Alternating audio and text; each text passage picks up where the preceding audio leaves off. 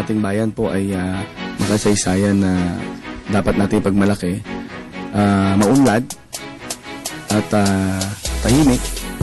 So tahimik, makasaysay at maunlad, yan po ang Cavite.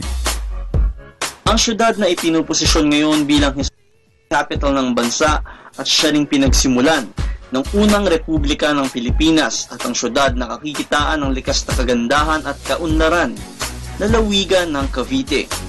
Ang Cavite ay makikita sa katimugang pangpang ng Manila Bay. Ito ay may 30 kilometrong layo mula sa Maynila. Napalilibutan ang Cavite ng lalawigan ng Rizal sa silangan, Metro Manila sa hilagang silangan, at Batangas sa timog. Ito ay may lawak ng 1,427.6 square kilometers na siya rin pinakamaliit na lalawigan sa Calabarzon. Ang bilang ng populasyon ng Cavite ay nasa 3 milyon at ang kabuhayan ng mga residente rito ay umunlad na rin. Actually, through the years, nag-evolve na yung mga hanap buhay ng mga tao sa Cavite at patuloy na nagbabago, nag-iiba. Dahil nung araw, syempre, marami pong mga magsasaka, mangingisda since we are a coastal province. Pero ngayon po, nagiging industrialized na po ang Cavite. Nagsimula po yan few years back na marami na po mga ang nagtayo sa Cavite. So, nag-iiba na po ang hanap buhay ng mga Caviteño. Lumalago ang ekonomiya ng Cavite dahil sa dami ng negosyong ipinapasok dito, dahilan kung bakit dumarami ang kita ng lalawigan. Yung trabaho po naman natin dito ay sapat para masustentuhan yung mga Caviteños, no? Ngayon po sa Rosario, Cavite ay nandyan po pinakamalaking export processing zone na napakadaming mga factories po nagtatayo dyan. Sa General Trias po, nandyan ang Gateway Business Park na marami din po mga empleyado ang bibigyan ng trabaho. At dyan din po sa Dasmariñas, meron din tayo sariling industrial park dyan, FCIE. At marami po nagtatayo ng mga bagong mga pabrika at mga industriya dito sa Cavite at para maging sapat na bigyan po ng kabuhayan yung ating mga kababayan. Kasabay sa paglago ng ekonomiya, dumarami rin ang mga residenteng naninirahan dahil bukod sa malapit ito sa Maynila, marami ring itinatayong tirahan at relocation sites upang maikalat ang tulong ng pamahalaan sa mga kapaspalan. At kung nais mo namang makita ang top tourist destination ng lalawigan ng Cavite, Siyempre, number 1, dapat makita natin kung saan unang iniklarang malaya ang ating bansa, dun sa bahay ni Emilio Aguinaldo, ni General Emilio Aguinaldo sa Kawit, Cavite.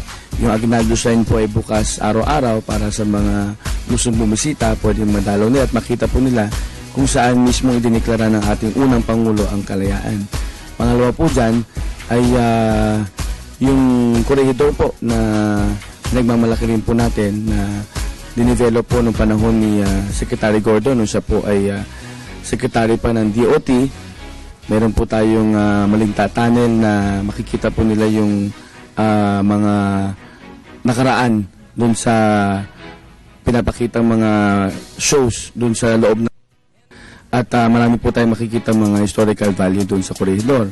At siyempre yung Tagaytay po na parte rin po ng Cavite na siyang paboritong pasyalan ng pamilya ng ating mga kaibigan at magkakabarkada na marami po silang pwedeng puntahan doon, masasarap na pagkain na mula sa Cavite. Sabi nga, you will never know the extent of a being kung hindi mo ito mas kikilalanin.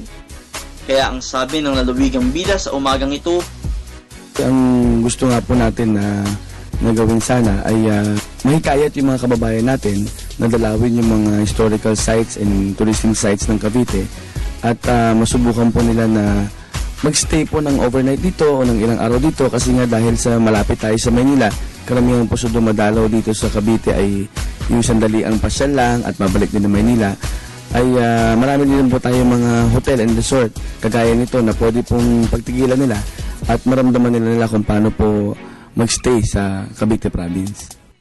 Sa mga nais makita at makilala pa ang Cavite, para po sa mga kababayan natin mula sa iba't ibang lugar, ako po si Dino Reyes Chua, ang co-chairman ng Committee on Tourism sa Provincial Government ng Cavite, ay nag-iimbita sa inyo na dumalo po kayo sa Cavite at tingnan po ninyo yung mga historical sites namin na talagang mabubusog po kayo sa kaalaman kung saan po unang isinilang ang ating kalayaan ng Republika ng Pilipinas. At kung gusto niyo pong mag-overnight o mag-stay pa po ng ilang araw, ay pwede po rito sa El Palacio Resort, kung saan po kayo pwede magpahinga at makapag-relax. Ganun din po, may ikot po ang mga historical sites ng Cavite.